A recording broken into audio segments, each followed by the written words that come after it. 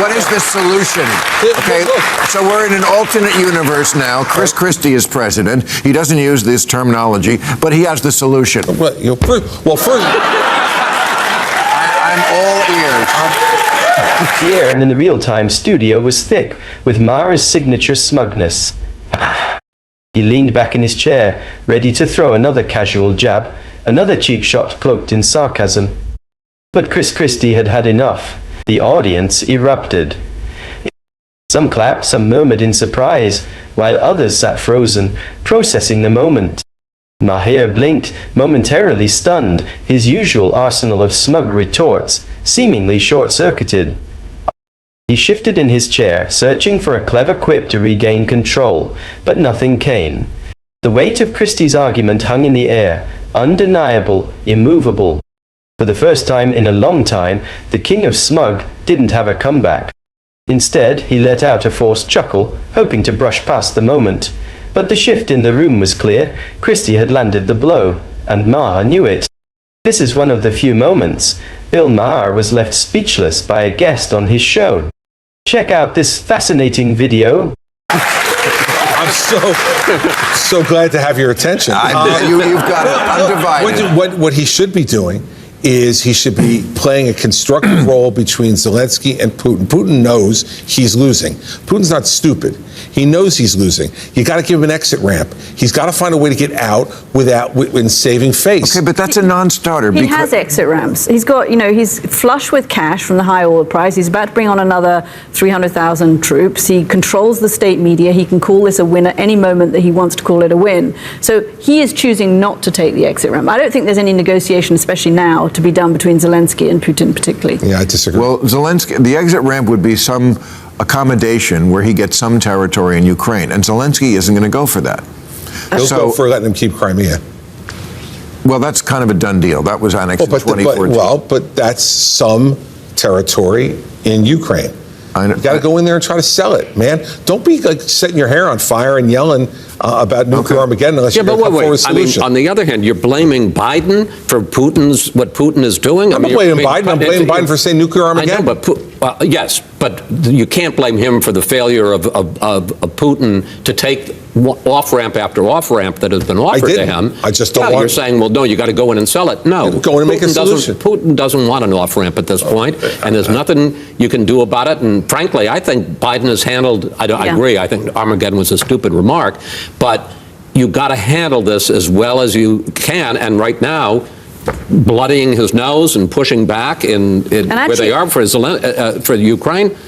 Pretty good strategy. Biden's done a good job on this so far. He's rallied NATO. He's kept them consistent. He's supplied the Europeans with extra gas to try and get them through the winter as much as he can. He's kept the coalition together. And he kind of thought Ukraine could win when nobody else did. He said, we'll just back him. And I don't disagree with any of that, but I think that the alarmist language he's using creates an atmosphere that makes it more likely to happen, not less. From a political commentator's perspective, the debate between Chris Christie and Bill Maher over Biden's handling of the Ukraine crisis reflects the broader ideological divide in assessing presidential leadership. On one side, Biden's defenders argue that his experience and steady approach have been instrumental in maintaining NATO's unity, ensuring military and economic support for Ukraine, and effectively countering Russian aggression. This perspective suggests that Biden, with his decades of foreign policy experience, has navigated a high-stakes situation without direct U.S. military involvement, a feat that should be recognized as strategic rather than passive.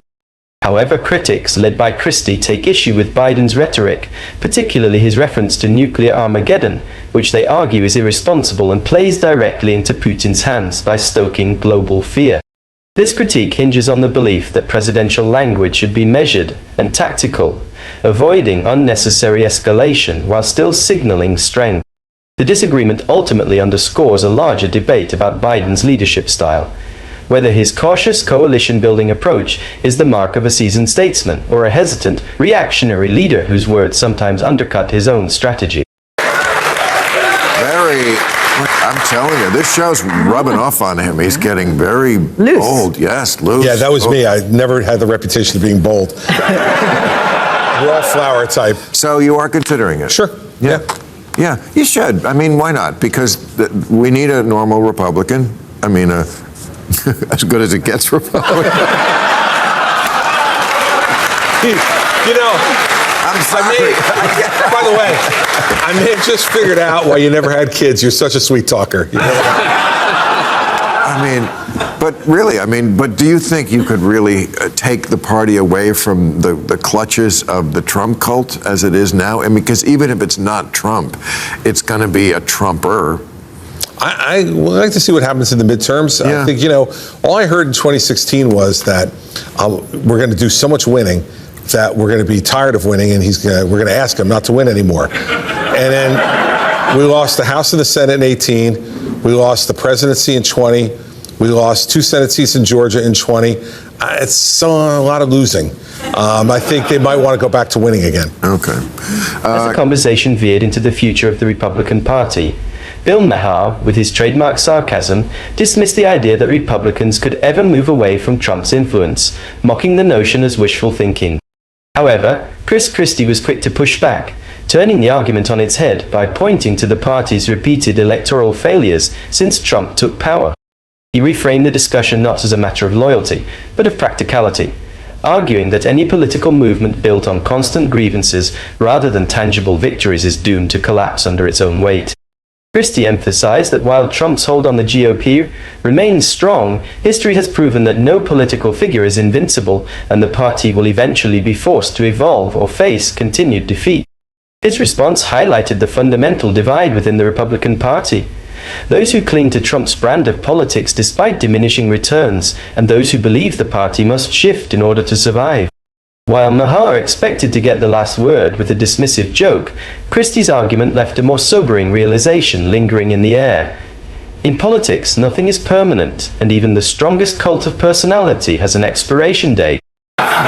Chris Wallace, your new show explores a wide range of interests unrelated to politics. Like this. What triggered this shift for you?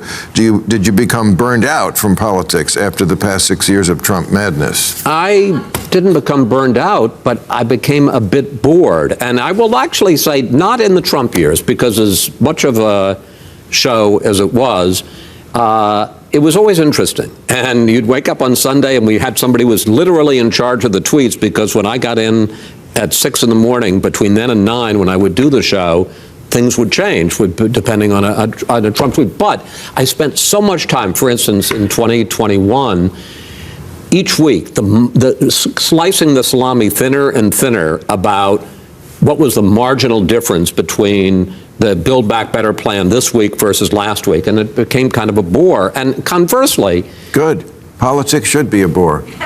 No, really. It's not supposed to be a show. Well, I know, but you're also supposed to deal with big issues and try to solve them and get things done. And that's boring. That's why Biden's good. He's doing it. That's why we elected him. Let's get back to boring and normal. Yes, you're right.